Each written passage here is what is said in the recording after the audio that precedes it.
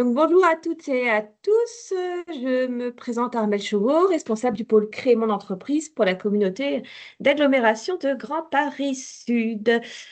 Aujourd'hui, nous allons parler de l'économie sociale et solidaire parce que de plus en plus de nombreux porteurs de projets et entrepreneurs veulent prendre en compte l'impact social, environnemental, sociétal dans leurs projets ou dans leur entreprise et mieux mesurer leur impact. C'est pour ça qu'on a invité Sophie Ollier qui m'accompagne, qui est chargée d'accompagnement pour France Active et qui est spécialisée de l'ESS. Alors, avant toute chose, je vais commencer à présenter la communauté d'agglomération de Grand Paris Sud en quelques minutes. Une agglomération qui regroupe 23 communes dans l'Essonne et la Seine-et-Marne, avec plus de 350 000 habitants. Plus de 30 000 entreprises sur 60 parcs d'activité. Et en 2023, alors on attend les chiffres de 2024, mais en tout cas en 2023, on a eu presque 5 000 créations d'entreprises sur le territoire. Donc un territoire qui est plutôt dynamique d'un point de vue économique. À l'agglomération, on vous accompagne. C'est un accompagnement 360 degrés sur toutes les étapes de votre développement. Donc, pour ma partie, je suis sur la création d'entreprises et donc pour les porteurs de projets. Donc, je suis sur la partie la jungle avec le point d'interrogation. Je vous expliquerai pourquoi tout à l'heure. On a des hébergements qui sont des pépinières d'entreprise, qui sont au nombre de 5 sur le territoire et qui vous proposent du coup des bureaux à loyer modéré pour commencer votre activité. Et on a un service implantation et développement des entreprises qui traite toutes les problématiques liées au développement de l'entreprise, donc les recherches de locaux, les ressources humaines, la partie financière, etc., etc. Sur la partie créer mon entreprise, donc, dont je fais partie pour les porteurs de projets, on propose un diagnostic gratuit et adapté à chaque personne en fonction de ce qu'elle est, où elle en est, de quel est son objectif, et on l'oriente vers les différents partenaires de la création d'entreprise. Alors pourquoi la jungle? Parce que tout simplement, les partenaires, ils sont nombreux, très nombreux, très très nombreux. Et c'est pas forcément évident de s'y retrouver pour un porteur de projet dans tous ses partenaires. Et c'est aussi pour ça qu'on est là, pour vous aider, pour vous guider vers le ou la bonne personne. Parfois, il y en a plusieurs. Et voilà. On est deux sur ce pôle, donc moi en tant que responsable du pôle, et j'ai une chargée de mission qui est en cours de recrutement. Et je vais laisser la parole à Sophie Ollier. Merci Armel. Moi, je travaille chez France Active, le mouvement France Active, et plus précisément sur France Active Seine-et-Marne-Essonne. Alors, le mouvement France Active, c'est un grand mouvement qui existe depuis plus de 30 ans maintenant en France.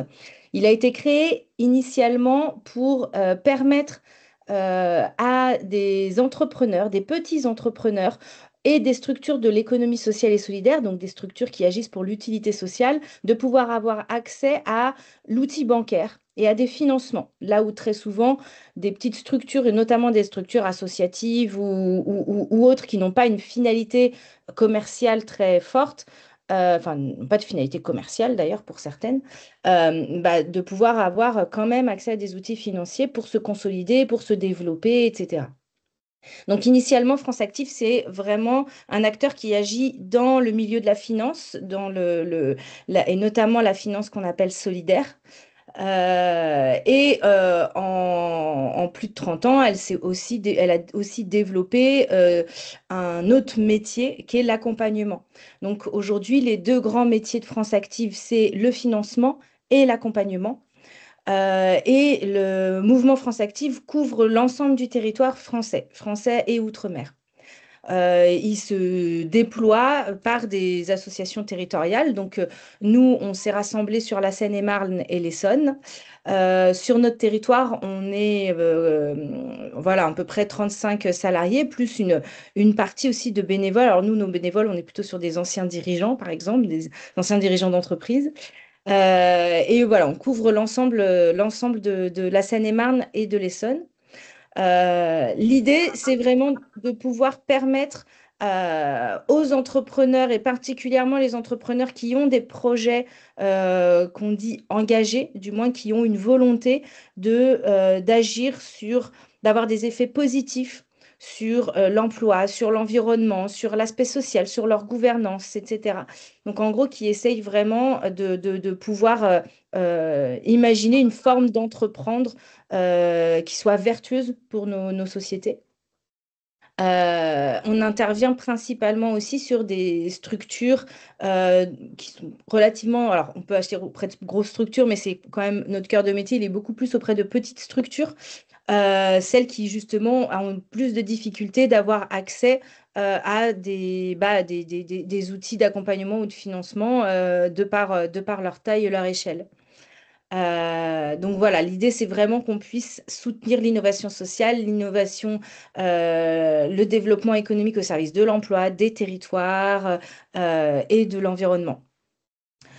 Voilà, globalement. Donc après, je vous passe, on porte plein de dispositifs, aussi bien des dispositifs vraiment dédiés pour les acteurs de l'économie sociale et solidaire, mais aussi des dispositifs pour des entrepreneurs qui souhaitent créer leur emploi au travers de la création de leur activité. On porte une couveuse d'entreprise, par exemple. On accompagne des gens qui sont bénéficiaires du RSA à ceux qui souhaitent développer leur activité sortir, enfin retrouver un emploi via l'entrepreneuriat, bah, on les accompagne aussi là-dedans. Enfin voilà, on a vraiment, on joue sur de nombreux dispositifs. Et enfin, là, si vous avez des questions dessus, on pourra vous en répondre un peu à la fin du webinaire. Du coup, là, aujourd'hui, on fait un zoom sur l'économie sociale et solidaire. Si vous avez des questions sur le contenu, enfin voilà, pour creuser certaines problématiques que j'expose, n'hésitez pas à les mettre soit sur la discussion, soit à les noter pour qu'on puisse les prendre à la fin. Bon, après, si vous avez des questions vraiment de compréhension immédiate ou ce que je dis n'est pas clair, vous pouvez me couper, n'hésitez pas. Et on essaye de garder un temps de questions-réponses à la fin de la présentation. Ça va déjà, pas de questions jusque-là? Eh bien, c'est parti. Alors, l'économie sociale et solidaire, on pourrait faire un doctorat sur l'histoire de l'ESS. Donc, je vais le faire très, très rapidement. C'est un peu complexe d'expliquer ce que c'est puisque ça recouvre plein de mouvements différents. Et en l'occurrence, il y a deux mouvements principaux. Armel, est-ce que tu peux couper ton micro aussi? Des fois, ça grésille un peu de ton côté. Merci, je te remercie. En fait, déjà, à partir du début des années 1800, avec la révolution industrielle, bah, il a commencé à avoir une transformation de notre société avec bah, l'arrivée d'entreprises, des usines, des grands mouvements ouvriers. Et à partir de là, ce sont les ouvriers eux-mêmes ou les marins ou les miniers, les mineurs, etc. ont commencé à se rassembler pour pouvoir répondre à des besoins sociaux, médicaux, sanitaires qu'ils avaient. Donc, par exemple, c'est là qu'a apparu les premières mutuelles.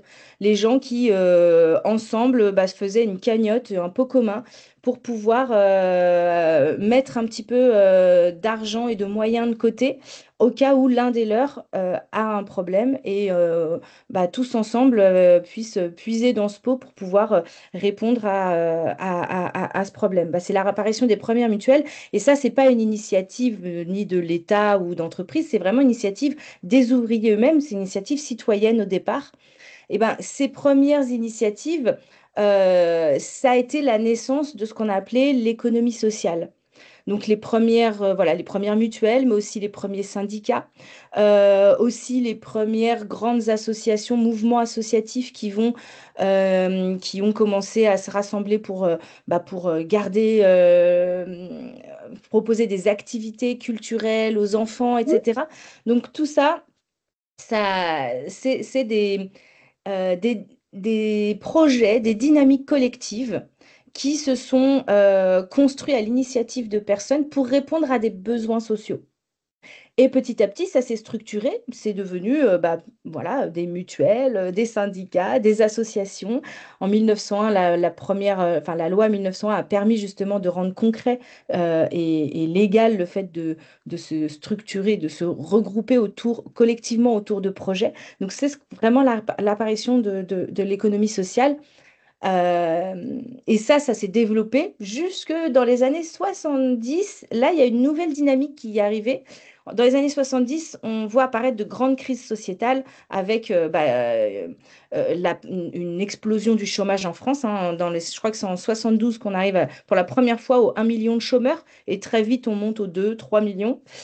Euh, et en côté, il y a aussi des gros. Bah, on se rend compte que notre mode de développement a des limites et on commence à voir en fait ces limites et à voir des problématiques, des grosses problématiques environnementales par rapport à notre modèle de développement.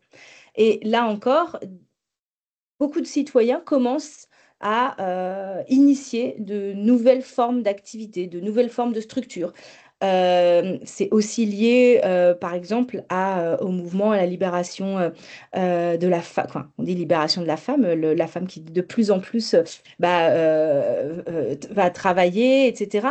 Et donc, bah, ça chamboule aussi les modalités de la famille. Et donc, bah, on voit apparaître des premières crèches associatives où plusieurs familles se rassemblent pour pouvoir organiser la garde d'enfants et permettre à ce que les deux parents puissent aller travailler. Il commence à y avoir aussi organisation de régies de quartier ou des entreprises d'insertion. Des gens créent des structures juste pour pouvoir permettre d'aider d'autres personnes à revenir à l'emploi en apprenant un nouveau métier, etc.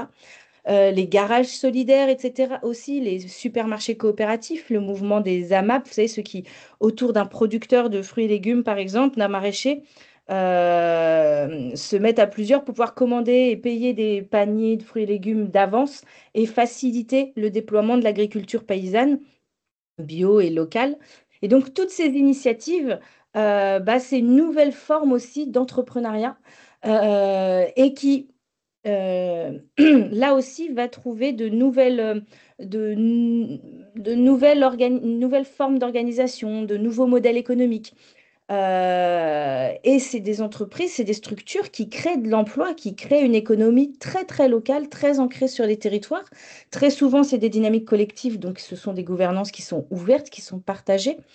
Et alors, au départ, on n'appelait pas forcément ça économie solidaire, mais petit à petit, avec le recul, on a pu voir que vraiment, depuis les années 70, il y a un grand déploiement de ces dynamiques-là. Et petit à petit, voilà, on a vraiment identifié et commencé à donner du poids à cette forme d'économie qui, en dehors, qui est un peu, alors c'est pas en opposition à l'économie de marché classique, hein, mais en tout cas qui est une forme très différente parce que elle a des piliers structurels qui diffèrent totalement d'une entreprise classique.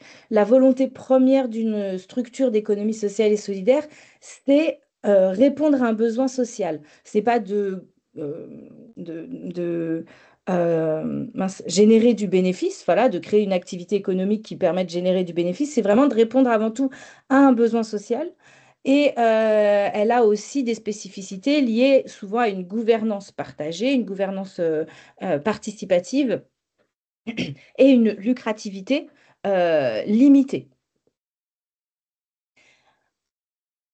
Donc, c'est seulement, vous voyez qu'avec toute cette histoire depuis le début des années 1800 et finalement c'est seulement en 2014 qu'une loi vient cadrer en fait vraiment l'économie sociale et solidaire, donc du coup lui donner un vrai sens légal. Donc la loi le définit comme ça, l'économie sociale et solidaire est un mode d'entreprendre et de développement économique adapté à tous les domaines de l'activité humaine, hein, auxquels adhèrent des personnes morales de droit privé qui remplissent du coup certaines conditions, qui est en premier lieu l'utilité sociale, mais aussi la lucrativité limitée, voire pour les structures associatives, notamment la non-lucrativité, et comme je vous l'ai dit tout à l'heure, la gouvernance démocratique. Alors, il y a encore d'autres critères, hein, très souvent, il y a l'action, l'ancrage territorial, etc. Mais en tout cas, ça, ce sont les trois principaux. Et c'est vraiment cette notion de mettre l'humain au cœur de la préoccupation et de la volonté de ces entreprises ou associations, structures, etc. Alors, du coup, pourquoi entreprendre dans l'ESS? Avant ça, juste, je vais revenir juste 2 secondes sur la loi. En fait, là, ce qu'il faut bien voir, c'est que cette loi-là, elle a changé aussi beaucoup de choses parce elle a ouvert un peu le spectre de l'économie sociale et solidaire. Comme je l'ai dit, il y avait vraiment cette mouvance un peu des grandes structures d'économie sociale qui sont de fait des premiers acteurs de l'ESS. Les structures de l'économie solidaire, donc les initiatives de quartier qui se déploient pour trouver des solutions concrètes pour les citoyens d'un territoire. Mais en 2014, il y a aussi une autre mouvance qui est apparue au début des années 2000, c'est l'entrepreneuriat social. Donc des gens qui souhaitent développer leur activité pour le coup commercial, mais avec une volonté d'utilité sociale qui est quand même assez forte, assez prégnante dans leur projet. Du coup, de par cette loi, il y avait vraiment la volonté de pouvoir pleinement les intégrer dans l'économie sociale et solidaire. Et c'est ce qui a été fait. Alors, du coup, c'est ce qui fait aussi que dans l'ESS, ça regroupe aux yeux de la loi un grand nombre de structures, hein. Aujourd'hui, c'est plus de 12% des entreprises, enfin des structures employeuses en France. 12% de l'emploi se relève du secteur de l'économie sociale et solidaire. Mais à l'intérieur, vous avez des structures très, très différentes, dont même certaines qui ne se reconnaissent pas forcément ou voilà, ne se revendiquent pas forcément appartenir à l'ESS, pourtant ils sont en coopérative ou en association, etc. Donc c'est encore aussi tout un secteur où la cohésion du secteur n'est pas pleine et entière non plus. En tout cas, il y a des vraies forces à pouvoir à se reconnaître et à agir dans l'économie sociale et solidaire. Déjà, il y a le fait de mobiliser toute la force d'un collectif, c'est aussi un atout. Alors même si des fois on se dit qu'on seul, on va plus vite, mais à plusieurs, on va plus loin, comme dit un certain adage. Mais voilà, il y a aussi toute cette force du collectif et même les entrepreneurs sociaux qui souvent sont des personnes initialement seules dans leur projet, il y a toujours quand même une volonté de s'ouvrir et de travailler en coopération, en partenariat avec son environnement et son écosystème. Donc il y a vraiment quand même cette logique qui est très forte dans l'ESS. Le fait de se rattacher vraiment à des besoins, ça aussi, c'est une vraie force parce qu'en fait, quand on répond à un besoin, en fait, on va sur quelque chose qui est essentiel et qui, en s'entourant bien et en prenant la bonne logique, ne peut que fonctionner si on identifie correctement le besoin. Après, derrière, il y a aussi du sens derrière le fait de se reconnaître et de revendiquer d'être dans l'économie sociale et solidaire, c'est aussi de contribuer et même enfin, de porter un autre projet de société, un projet de société plus durable. Et ça, c'est quelque chose, aujourd'hui, on le voit beaucoup, hein, il y a beaucoup de personnes qui souffrent d'une perte de sens dans leur métier, dans leur quotidien. Ça, c'est vraiment quelque chose qui est d'une grande force pour la pérennité des structures. Parce que ce projet politique, finalement, qui est porté et incarné par l'entreprise, c'est ce qui aussi va amener une forte fidélisation, en fait, des membres de la structure. Alors récemment, depuis la loi du coup, la loi ESS, il y a eu beaucoup plus d'analyse du secteur, hein, de l'ensemble du secteur. Aujourd'hui, l'économie sociale et solidaire, il est structuré et on va dire, tout le tissu de l'ESS est animé par les chambres régionales de l'économie sociale et solidaire. Alors, on ne peut pas vraiment les assimiler au CCI, aux chambres de commerce et de l'industrie, mais ils sont un petit peu dans cette logique d'interlocuteur territorial entre l'interlocuteur un peu entre les acteurs de l'ESS et l'État et les pouvoirs publics. Donc, il y a les chambres régionales d'économie sociale et solidaire et ESS France, qui est la chambre nationale de l'ESS et qui ont tous un rôle, on va dire, d'accompagnement, de conseil, d'animation territoriale, d'appui au développement de l'ESS. Et ils font aussi tous observatoire de l'ESS. Donc, ils recensent un petit peu, ils analysent l'ensemble des données de développement de ce secteur-là. Et on a pu beaucoup plus mener des études. Et on a vu notamment suite aux dernières crises économiques, hein, que l'ESS était plus résilient. Il était sujet à moins de sinistralité. Il prend aussi moins de risques, des fois que d'autres. Que des entreprises qui vont avoir une politique commerciale un peu plus agressive ou des stratégies de développement très ambitieuses. Là, on est dans une logique de durabilité. Et donc, il y a déjà cette logique aussi de partage équitable et prudent de la valeur, comme on peut le voir dans des coopératives. Les modèles coopératifs, comme les SCOP, les SIC, sont des modèles qui, déjà dans leur statut, obligent de mettre en place des réserves impartageables pour protéger la structure. Donc, il y a déjà entre 30 et 50% des bénéfices chaque année qui doivent être mis dans le pot commun et qui doivent rester dans l'entreprise pour justement la consolider. Donc, on est déjà sur des logiques où on va être plus prudent pour plus de pérennité. Donc, on a pu voir en fait ces dernières années que les structures de l'ESS étaient moins sujets aux sinistralités, aux pertes d'emploi. Euh, qu'il y avait tout de même une capacité d'autofinancement qui était présente et qui était quand même alors selon les domaines, hein, les secteurs d'activité, mais qui pouvait quand même tout de même être présente. Il y a tout un réseau d'acteurs, hein, qui appuient, comme France Active notamment, le financement et qui accompagnent les structures dans des montages financiers aussi cohérents par rapport à leur activité.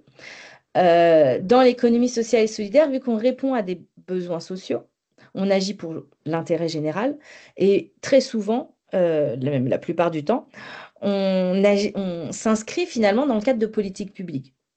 Quand on agit pour le service à la personne, quand on agit pour la cohésion sociale, quand on agit pour la petite enfance, tout ça, ça répond à des enjeux de société sur lesquels soit l'État, soit des collectivités territoriales ont des politiques publiques qui vont dans ce sens-là.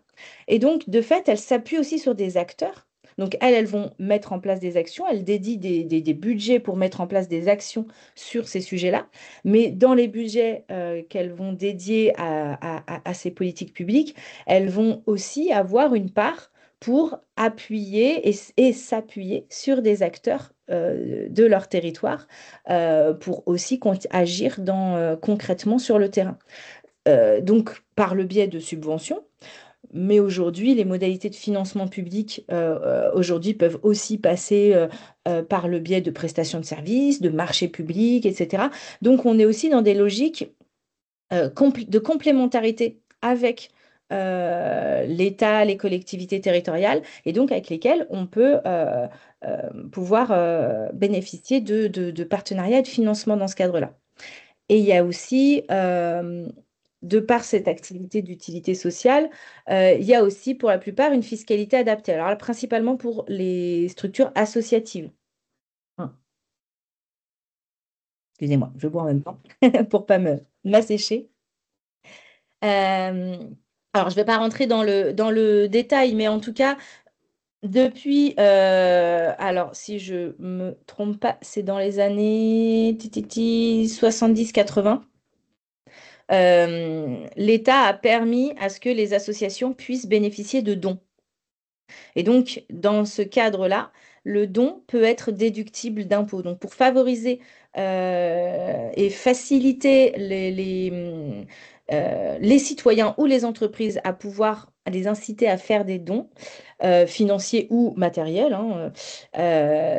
L'État a mis en place un régime fiscal spécifique pour les associations qui leur permet de pouvoir euh, faire des reçus fiscaux et permettre aux citoyens ou aux entreprises de déduire une partie de leurs dons de leurs impôts. Et donc, cette fiscalité, elle permet, du coup, notamment aux associations, bah, de pouvoir avoir imaginer un modèle économique bah, plus résilient et plus diversifié pour développer leurs activités.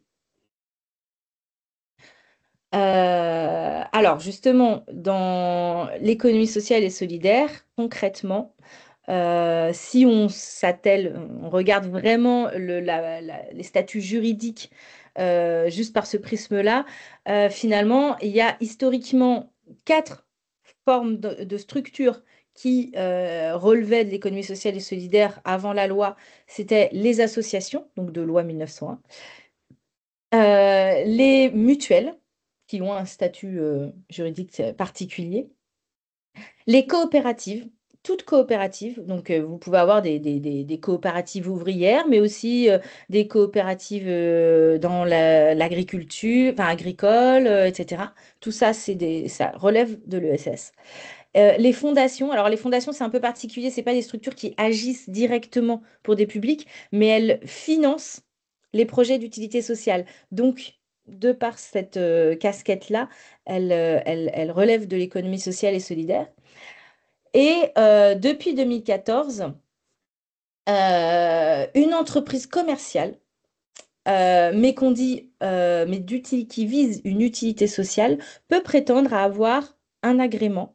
C'est un agrément qui existe du coup depuis 2014, hein. Il a été créé dans le cadre de la loi ESS. C'est ce qu'on appelle l'agrément ESUS, Entreprise solidaire d'utilité sociale. Cet agrément, du coup, si vous êtes une entreprise SA, SAS, SARL, mais que dans vos statuts, dans votre activité au quotidien, vous avez une orientation très forte pour une utilité sociale, que vous avez quand même une gouvernance partagée, que voilà, sociale ou environnementale, hein. Quand je dis une utilité sociale, on prend en compte aussi tout ce qui relève de l'action environnementale, etc. Et vous êtes aussi vigilant à une lucrativité limitée, du coup, parce que l'utilité sociale passe avant la lucrativité. Vous pouvez prétendre à avoir l'agrément ESUS. Et cet agrément, bon, finalement, on se dit, ça sert à quoi? Bah, déjà, ça sert si vous avez vraiment un projet social, environnemental fort, bah, ça vous permet de pouvoir vraiment le valoriser, de pouvoir communiquer dessus, de pouvoir concrètement avoir une vraie démarche assumée dans ce sens-là. Ça peut vous permettre d'avoir accès à, bah, par exemple, des marchés publics plus facilement parce qu'aujourd'hui, dans la commande publique, il y a quand même un effort de plus en plus fort, hein, de la part des collectivités territoriales ou des services de l'État de privilégier dans leur marché public, la place aux structures qui visent une utilité sociale démontrée, enfin prouvée. Donc, même ou alors des entreprises d'insertion, par exemple, ou du moins, c'est un critère vraiment supplémentaire et des fois qui, pour certains marchés publics, est même prioritaire pour l'accès à certains marchés. Donc ça peut aussi, sur le plan commercial, être intéressant d'aller vers là, même si ce n'est pas c'est la seule raison. Euh, voilà. Et donc, voilà, quand on parle d'utilité, alors il n'y a pas de définition officielle de l'utilité sociale. Elle n'existe pas pour une bonne raison. C'est que si on définissait l'utilité sociale, eh bien, ça l'enfermerait dans un cadre. Alors que le principe même de l'utilité sociale, c'est justement de répondre à des besoins, mais finalement, on ne sait pas de quels besoins on aura dans 20 ans. Et ça ne laisserait plus la place à l'innovation. Et l'innovation sociale, c'est aussi finalement l'identification de nouveaux besoins et donc la mise en place d'actions répondant à ces nouveaux besoins. Donc si on en faisait la définition aujourd'hui, ça l'enfermerait. Donc il n'existe pas vraiment de définition arrêtée. En tout cas, déjà, on l'emploie souvent en prenant une liste d'exemples. Donc voilà, c'est souvent soutenir des personnes en situation de fragilité, lutter contre les exclusions, contribuer à la préservation de l'environnement, enfin, il y a plein de manières de le faire. Et ça peut être soit par sa production propre, soit aussi par ses clients, par ses salariés. Finalement, l'impact social qu'on peut avoir, il peut arriver par de plein de manières différentes. Donc, on peut être aussi euh, agir pour l'utilité sociale aussi parce que en interne, on a une politique salariale euh, très qualitative et ce qui finalement innove et permet des emplois durables, de qualité, etc. Alors, comme j'ai dit, ça, j'en ai déjà un peu parlé, finalement, dans les modèles économiques des structures de l'économie sociale et solidaire, finalement, c'est des modèles très souvent hybrides qui s'appuient sur euh, une diversité de ressources différentes. Puisque vous pouvez aussi bien avoir de la vente de services, de biens et de services, hein, comme une entreprise classique. Même des associations peuvent faire de la vente. Si ce n'est pas leur activité première et que ça reste qu'elles ne font pas concurrence finalement à des entreprises classiques, elles peuvent tout à fait vendre des biens et des services. Il peut y avoir du coup des subventions publiques. Alors là, des subventions, c'est un terme générique, hein, il en existe de plein de formes, hein, des subventions d'investissement, de fonctionnement, des appels à projets, etc. Et il peut y avoir aussi ce dont j'ai parlé tout à l'heure, toute la partie de dons et de mécénat. Alors, pour vous imaginer un petit peu ces modèles, si vous prenez l'exemple d'une ONG, d'une association qui va agir pour la protection de l'environnement, ou qui va porter un projet politique assez fort, voire même du plaidoyer politique, elle va difficilement pouvoir aller chercher des subventions publiques, puisque si elle va chercher des subventions publiques, elle peut difficilement porter une voix politique divergente de ceux qui la financent. Donc, beaucoup d'ONG ou d'associations un peu militantes vont s'appuyer beaucoup plus sur du don et du mécénat. Leur stratégie, elle va aller chercher, elle va aller vers la collecte de dons et de mécénat pour pouvoir avoir une parole indépendante, libre quelque part. Mais vous pouvez, donc très souvent, leur modèle économique, il va y avoir 80% de leurs recettes viennent de dons et de mécénat, 20%, je sais pas moi, de ventes de goodies ou de petites choses comme ça. Et à côté, ils vont avoir en dépenses principalement des salariés, voire des communicants, etc. Si vous prenez une structure, par exemple une association qui fait de la prévention sur la question des déchets, enfin, prévention, qui mène des ateliers, etc., elle pourrait vendre des ateliers à des centres d'animation, à des écoles ou autres, et être payée sous facture, donc avoir du coup de la vente. Elle pourrait aussi avoir un petit peu de subvention pour son action éducative et le fait qu'elle fasse de la prévention, etc. Et aussi, parce que des personnes peuvent soutenir cette cause-là, avoir aussi un petit peu de dons. Donc là, vous pouvez avoir des associations qui ont 30% de leurs revenus qui viennent de vente, 30% qui viennent de subventions et 30% qui viennent de dons. Voilà, on peut avoir des modèles assez hybrides. Et c'est ce qui fait aussi des fois la résilience de ces modèles euh, structurels.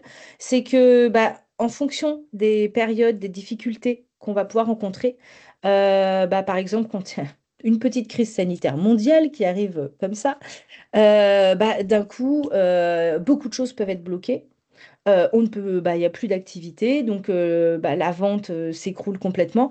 Du coup, on peut aller demander du soutien aux collectivités par le biais de subventions ou par du don, et donc enfin, voilà, changer et jouer un petit peu sur les différents types de recettes pour pouvoir pallier aux aléas rencontrés. C'était juste pour vous illustrer un petit peu le fait que ces modèles économiques hybrides, finalement, ils vous permettent de pouvoir rebondir et aussi vous pouvoir vous adapter aux différents contextes.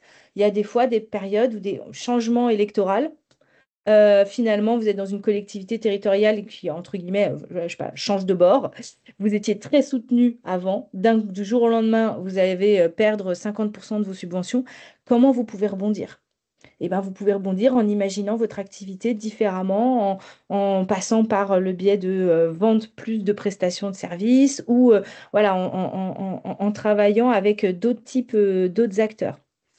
Donc, voilà, on peut rebondir aussi peut-être, en tout cas, on peut être plus agile des fois avec ces modèles économiques.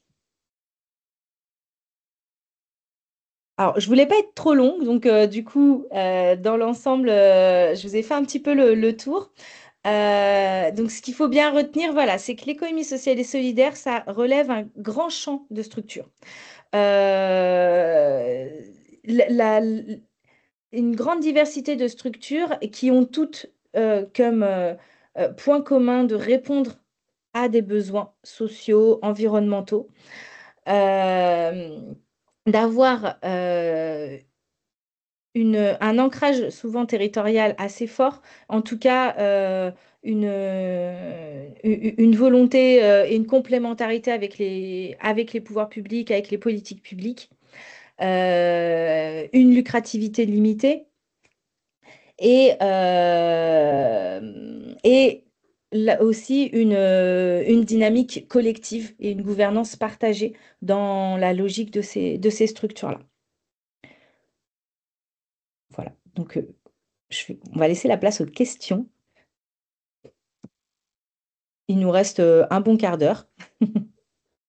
Oui, Aurélie? Oui, bah merci pour toutes ces précisions.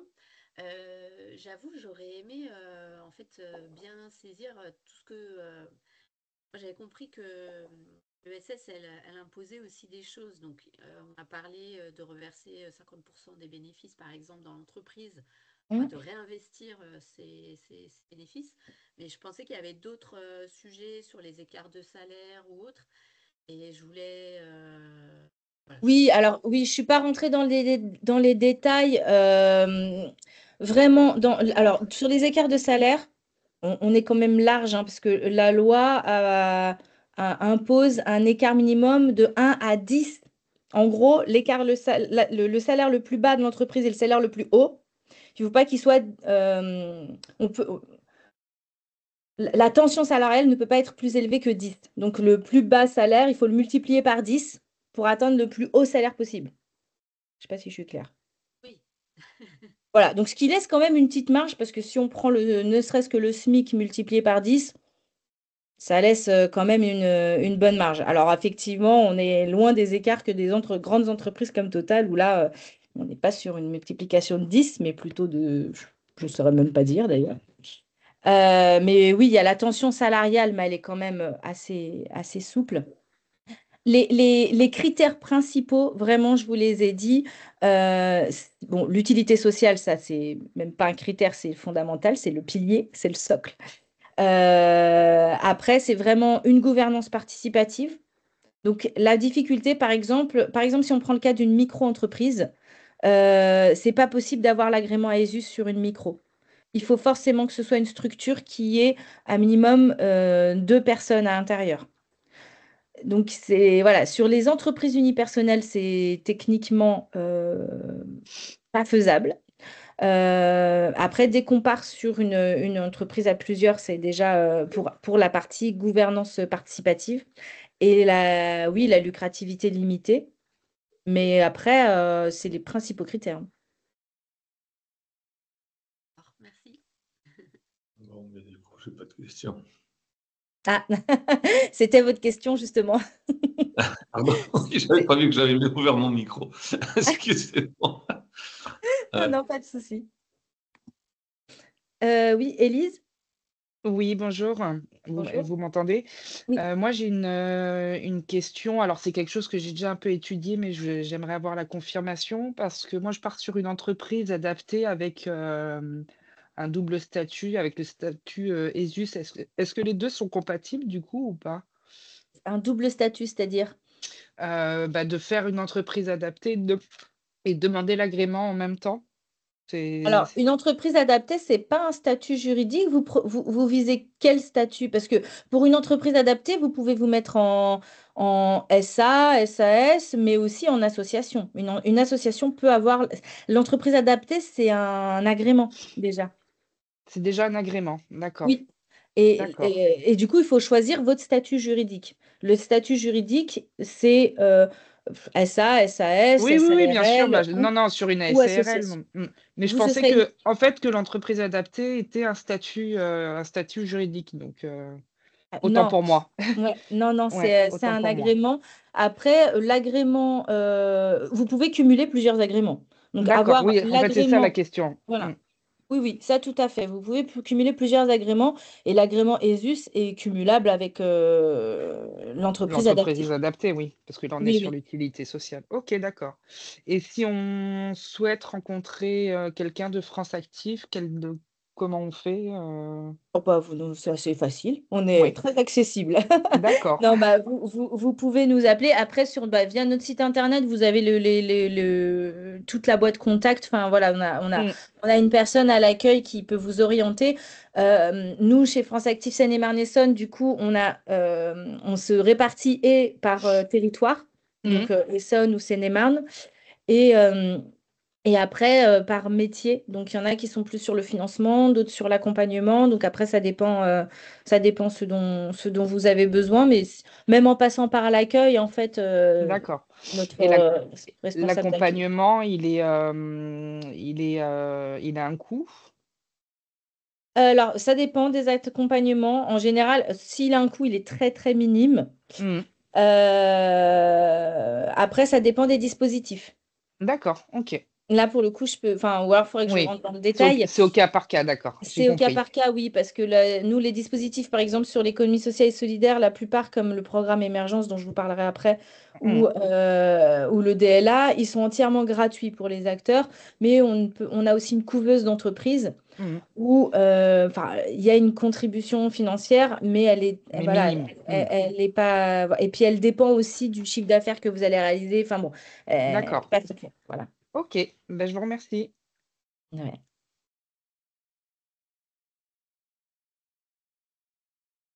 Il y a d'autres questions? Oui, Marc? Oui, en fait, moi, ma question, c'est que, en fait, bon, j'ai bien compris que je n'avais pas le droit de m'inscrire en ZUS en tant que micro-entreprise. Par contre, est-ce que je peux faire bénéficier euh, les, euh, les personnes auxquelles je porte service, en fait, de la défiscalisation à 50% de la prestation? Eh bien non. Le format, en fait, il y a vraiment que les structures associatives qui ont qui ont un statut fiscal adapté. Après, alors là, par contre, ce qui est Ouais. particulier, enfin, dans le secteur du service à la personne, il existe aussi différents types d'agréments. Alors, je ne suis pas spécialiste en la matière, mais parce il y a des services qui vont être pris en charge par notamment les départements, ou par la CAF, ou par les caisses de retraite. Et pour ça, il faut avoir l'agrément avec les services publics du service à la personne, hein, soit l'agrément, alors je ne sais plus qui le délivre, si c'est le département où il faut voir avec directement et la CAF et le service de retraite, etc. Mais je pense que le principal interlocuteur dans le service à la personne, c'est quand même le département. Euh, Parce que de ces agréments-là, en fait, les personnes, quand elles viennent vous voir, pour elles, la prestation, entre guillemets, elle est gratuite parce qu'elle est prise en charge. Et ça dépend de leur niveau, entre guillemets, d'invalidité.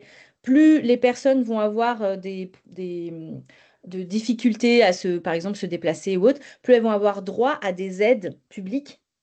Et donc, en fonction de leur niveau d'invalidité, je ne sais pas si ça s'appelle comme ça, hein, mais en tout cas, je sais qu'il y a une échelle comme ça.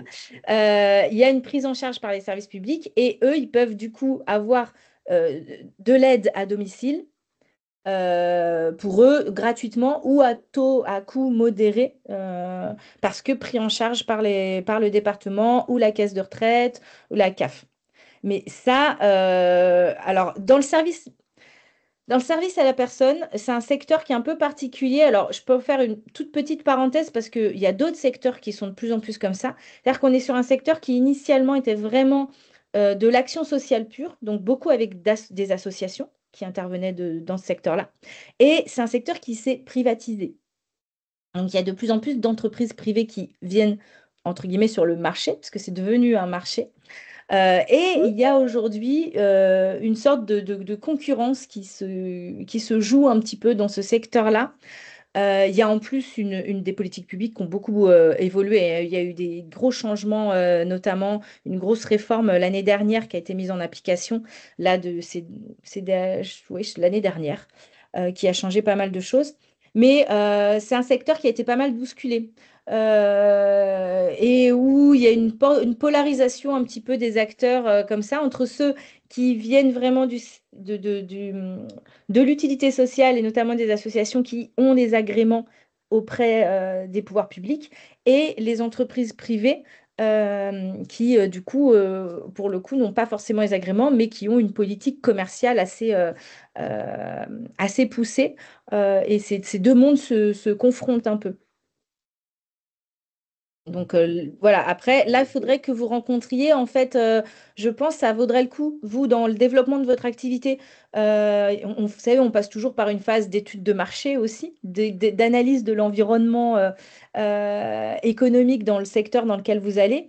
Bah, peut-être de rencontrer quelques acteurs et de voir un peu comment fonctionne entre certaines entreprises qui ont investi le marché de l'aide à la personne et puis des associations, des mouvements, vous connaissez par exemple l'ADMR. Je prends cet exemple-là parce que je travaille avec eux récemment, enfin je les ai accompagnés récemment, mais il y en a plein d'autres qui du coup sont plutôt des services conventionnés avec les collectivités territoriales et services d'État pour intervenir auprès des personnes. Donc pour voir un petit peu comment chacun fonctionne et comment vous pouvez vous positionner. Il y a peut-être aussi possibilité de faire des alliances avec certains. Non, parce que je sais que ça existe, si vous voulez, parce que, bon, admettons, un particulier, il prend une femme de ménage, il peut défiscaliser 50% de la prestation. Donc, je sais que ça existe. Par contre, je ne sais pas les modalités qu'il faut mettre en œuvre pour dire, ben voilà, j'aide une personne qui est en perte d'autonomie. Voilà, est-ce que je peux défiscaliser 50%? Je ne connais pas le rouage pour faire ce genre de démarche. Je sais que ça existe, je ne connais pas le rouage. Ah oui, donc, alors je vais voir avec la CMA, certainement. Non, mais je crois que ça, alors ça, il me semble que ça relève pas de la fiscalité liée aux dons. C'est encore un autre truc, je crois que c'est par rapport au chèque emploi-service. Si je peux me permettre, monsieur, bonjour. En fait, il faut s'adresser à la directe et à l'URSSAF, c'est eux qui gèrent ça et qui sont au fait là-dessus. D'accord. Voilà. Oui, c'est comme pour les gardes d'enfants. On va le déclarer parce qu'on paye une assistante maternelle et du coup, on enlève de nos impôts parce que… Et ça, oui, ça relève pas du même champ fiscal. C'est encore autre chose, ouais. Oui, c'est la directe et l'URSSAF avec qui il faut prendre contact pour ces questions-là. Ok. Alors après, il y a aussi, quand on est sur une micro-entreprise, il y a encore une autre alternative qui permet de pouvoir développer son activité tel un entrepreneur, mais tout en étant sur une démarche collective et du coup pouvoir relever de l'économie sociale et solidaire, ce sont les CAE, les coopératives d'activité et d'emploi. Et ça, la CAE, pour le coup, c'est vraiment une alternative à l'entrepreneuriat.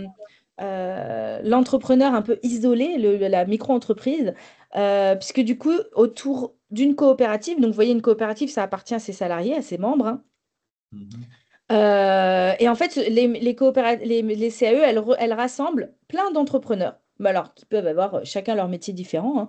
Voilà, service à la personne, une créatrice de bijoux, web designer, enfin voilà, plein d'entreprises, de personnes qui ont leur activité en individuel, mais qui sont tous salariés de la CAE. Donc, ce qui est bien, c'est que en termes de sécurité de l'emploi, bah, vous êtes en CDI dans une coopérative, et donc c'est plus du tout les mêmes risques. Et voilà, une vraie, enfin, mince, ça évite la précarisation liée à la micro-entreprise et aux risques que ça amène.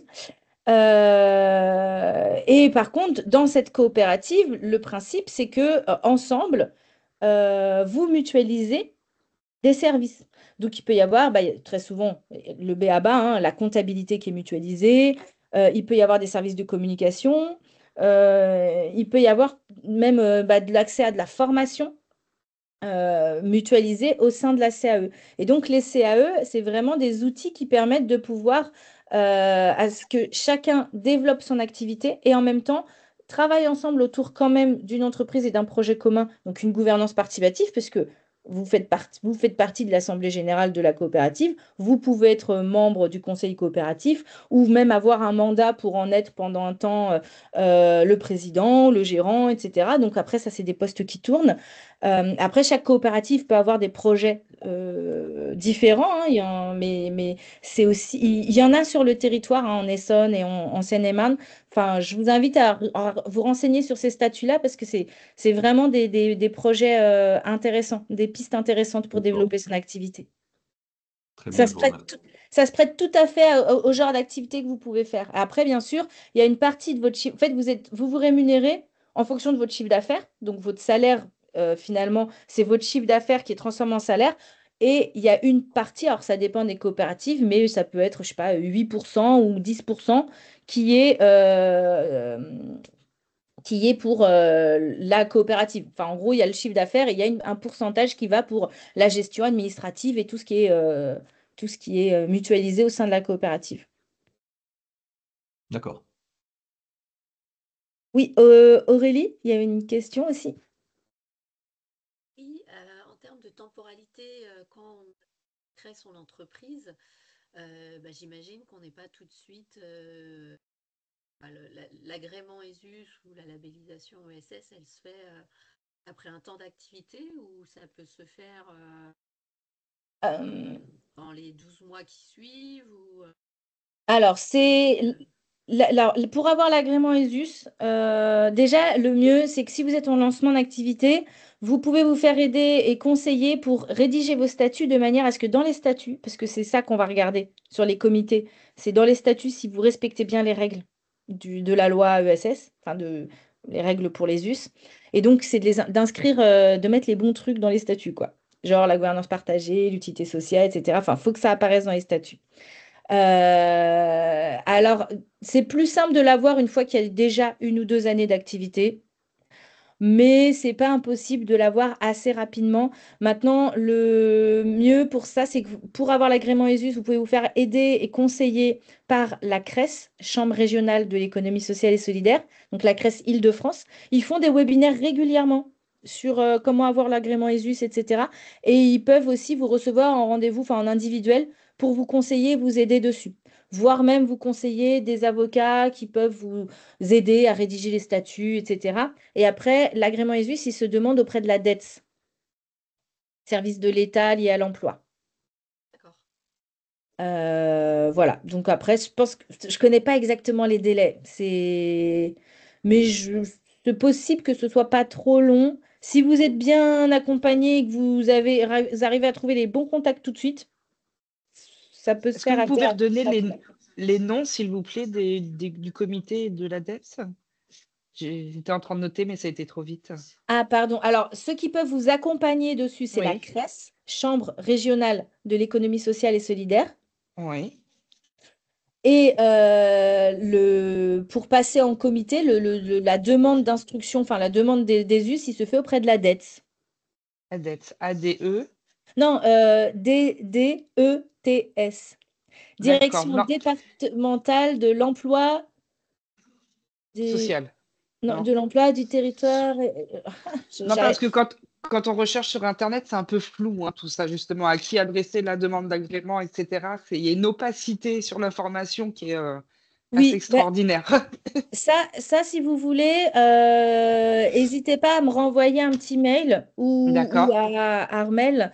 Et nous, on a les contacts à la dette. Je pourrais juste vérifier que les contacts, c'est toujours les mêmes, etc. Et vous Mm. renvoyer le contact, les référents pour les demandes des us. D'accord, merci. Alors, on arrive Alors, il est 10 heures. On voulait juste, sauf s'il y a des dernières questions. Merci Armel. oui, Direction départementale de l'emploi. J'ai pas vu la fin. du Euh, travail et des solidarités. du travail et Bah oui, travail. En plus, j'ai dit bref.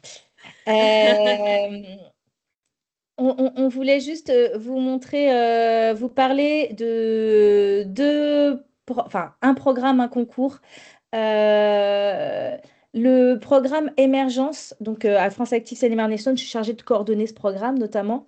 C'est un programme qui permet d'accompagner les porteurs et porteuses de projets d'utilité sociale ou environnementale, hein, des projets qui aspirent à s'ancrer dans l'ESS ou très proche de l'ESS. Et donc, c'est un programme d'accompagnement qui est gratuit pour les porteurs, qui dure 9 mois, donc le lancement est en avril jusqu'en décembre. Et il y a tout un programme d'ateliers collectifs, des, et un accompagnement individuel et collectif pendant 9 mois pour vous aider à structurer votre projet, à imaginer et construire son modèle économique, son business plan, son projet social, etc. Pour jusqu'à la fin arriver à être prêt à lancer et déployer son activité. Donc ça, on est en plein appel à candidature qui vient de s'ouvrir. L'appel à candidature court jusqu'au 28 février. Donc si voilà, ça peut vous intéresser, n'hésitez pas à vous renseigner sur... il y a le site internet, hein, du programme Émergence. Vous pouvez taper Émergence Île-de-France, le programme de France Active, et vous pourrez trouver toutes les infos sur le programme et les liens pour assister à des webinaires de présentation du programme ou au formulaire d'inscription. Et Armel, je te laisse présenter le Trophée de l'audace. Et dans les mêmes dates à peu près, donc un tout autre programme, Trophée de l'audace, première année que Grand Paris Sud lance un concours entrepreneurial avec 4 catégories, une pour tous les porteurs de projets et 3 pour des entrepreneurs de moins de 3 ans qui sont immatriculés sur le territoire. Donc une qui est spécialisée pour l'ESS, une pour les projets innovants et une pour les entreprises qui sont créées par des personnes qui sont en général soit sous-représentées, soit discriminées dans la création d'entreprises. Donc, ça va être les jeunes, ça va être les personnes en situation de handicap, ça va être les demandeurs d'emploi, etc. Pareil, on va vous mettre peut-être les liens sur le chat des deux accompagnements. Hop. Donc, n'hésitez pas à candidater. Il y a pas mal de choses à gagner, dont des audits 360 de l'activité offerts par France Active, des espaces de coworking, des séances photos, voilà. Pas mal de lots. Voilà pour moi. Merci Sophie pour cette présentation. J'espère que ça vous a plu. Voilà. Est-ce qu'il y a Merci des choses à beaucoup. ajouter, des questions? On voit des petits bravos. Merci beaucoup pour les petits bravos. Merci. Et si vous avez besoin, n'hésitez pas à nous recontacter, hein. On envoie la présentation, il me semble. Oui, j'envoie la Hein. présentation et et le webinaire aussi sera en ligne. Bah, sur la Oui. présentation, vous avez mon mail. Je ne sais plus s'il y a... Mais du coup, si tu envoies le lien Armel, vous aurez aussi le mail d'Armel. Merci à tous. Au revoir. Merci, au revoir Merci beaucoup, au revoir. et bonne journée. À vous aussi.